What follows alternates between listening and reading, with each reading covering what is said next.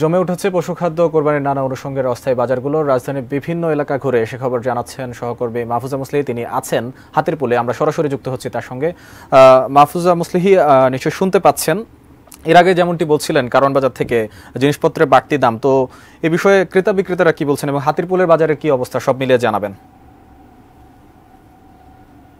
জি, আপনি ঠিকই বলেছেন। কিছুক্ষণ আগের যে খবরটি প্রচার হয়েছিল সেখানে কিন্তু আমি কারওয়ান বাজারে ছিলাম এবং সেই বাজারে কিন্তু যারা ক্রেতা তারা জানিয়েছিলেন যে গত বছরের তুলনায় কোরবানির যেই অনুষঙ্গ, বিশেষ করে পশু খাদ্য এবং হোগলা যে বিষয়টি রয়েছে সেখানে কিন্তু 150 থেকে 200 টাকা পর্যন্ত সব কিছুতেই আসলে দাম বেড়েছে, এরকমটি রয়েছে। আমি বিক্রেতা যারা রয়েছেন তাদের সঙ্গে এ বিষয়ে জানতে চেয়েছিলাম। তারা জানিয়েছেন যে আসলে মোকাম বা আড়ত যেখানে পাইকারি দামে তারা কিনছেন সেখানেই কিন্তু দাম বাড়ানো হয়েছে। এবারে প্রতি বস্তায় যে পশু খাদ্য সেটিও কিন্তু 300 থেকে 400 টাকা বাড়িয়ে তারা নিয়েছেন যারা পাইকারি ব্যবসায়ী, এবং খুচরা ব্যবসায়ীরা ফলে তারা বেশি দামেই বিক্রি করতে বাধ্য হচ্ছেন, এরকমটি একটি খবর এবার রাজধানীর বাজারগুলোতে আমরা ঘুরে দেখেছি পশু খাদ্যের ব্যাপারে।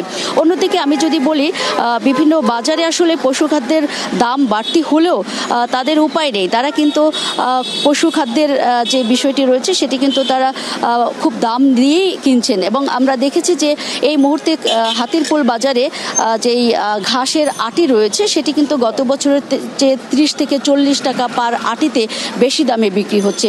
রয়েছে হোগলা, সেটিও কিন্তু গতবার যেই বড় মাপের যেই হোগলা বিক্রি হতো 300 টাকায়, এবার সেটি 500 টাকা পর্যন্ত ঠেকেছে। খড় যেটি রয়েছে, শুকনো খড় গরুর খাবার, সেটিও কিন্তু আটিতে 20 টাকা বেড়েছে, ফলে প্রতি আটি শুকনা খড় বিক্রি হচ্ছে এসব বাজারে 40 টাকা পর্যন্ত। এর বাইরে যদি আমরা বলি যে কাঁঠাল পাতা, যেটির আটি গতবারে বিক্রি হয়েছিল 30 টাকা, এবারে সেটি 60 টাকা পর্যন্ত বিক্রি হচ্ছে। এরকমটি একটি অবস্থায় আসলে পশুখাদ্য এবং কোরবানির যেসব অনুষঙ্গ সেই সব বিক্রি হচ্ছে। সব মিলে আসলে যারা ক্রেতা রয়েছেন তারা যেমন ভুগছেন এবং তারা বলছেন যে একটি ক্ষোভের মধ্য দিয়ে কিন্তু আমাদের বাধ্য হয়ে এসব কিনতে হচ্ছে, কারণ বাজারে এমনিতেই ঊর্ধ্বগতির সব পণ্যের, তার উপর সরকার কিন্তু এবারে মনিটরিং করছেন না এই বিষয়গুলো, এরকম একটি অভিযোগও কিন্তু রয়েছে। ভোক্তা অধিকার যেসব রয়েছে বা ভোক্তা অধিকার নিয়ে যেসব সংগঠন কাজ করছে তাদেরও মনোযোগ আকর্ষণ করেছিলেন এইসব ক্রেতারা। তবে মজার বিষয় হচ্ছে যারা স্টুডেন্ট রয়েছেন বা কাঁচামাল বা সবজি বিক্রেতা অন্য সময়ে যারা রয়েছেন তারা কিন্তু এই মৌসুমি ব্যবসার সঙ্গে যুক্ত হচ্ছেন। তারা সময়টাকে কিন্তু বেকার পার করতে চাচ্ছেন না।